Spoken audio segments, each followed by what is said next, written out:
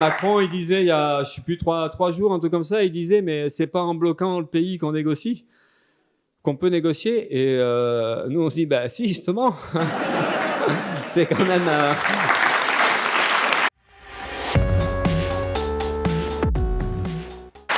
C'est quand même a priori le moyen qu'on a nous.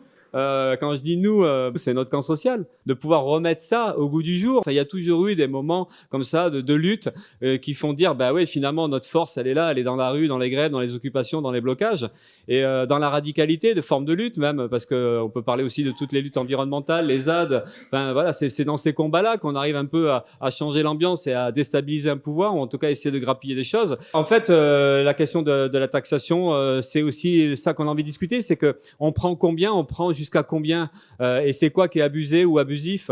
Et nous, on pense que la question de la répartition des richesses, c'est aussi la question de tout prendre aux capitalistes. Alors ça fait bizarre comme répartition, c'est qu'on répartit plus en fait, c'est qu'on prend tout. Mais si, c'est une forme de répartition, parce que en fait, la question de reprendre tout, c'est pas qu'on est hyper, enfin comment dire, qu'on n'a pas de limite. Oui, on n'en a pas de limite, mais en fait, la question de reprendre tout, c'est s'attaquer à un système.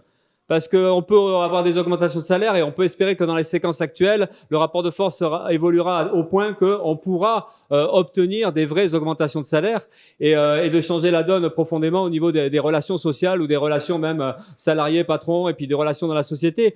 Mais jusqu'à quand? On sait que c'est toujours provisoire. Mai 68, ça s'était traduit par des grosses augmentations de salaire qui avaient été perdues rapidement par la suite. On peut parler de la grève générale de mai-juin 36 aussi en France, où les acquis finalement ils sont juste le temps que le rapport de force était en faveur de notre camp social et puis de la classe ouvrière, et puis dès qu'on n'a plus ce rapport de force, évidemment ceux qui possèdent et ceux qui dirigent ils reprennent tout. Et là justement c'est la question de qui possède, qui dirige. Et nous on pense que la répartition des richesses, ça pose le problème du système, ça pose le problème de la propriété, ça pose le problème du pouvoir. La propriété c'est le pouvoir et c'est les fortunes, ce sont les fortunes, il faut accorder quand même.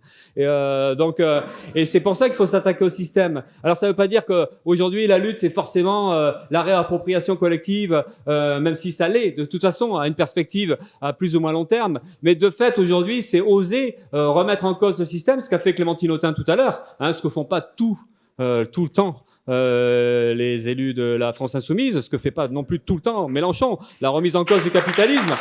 Mais c'est vrai que ces problèmes sont là.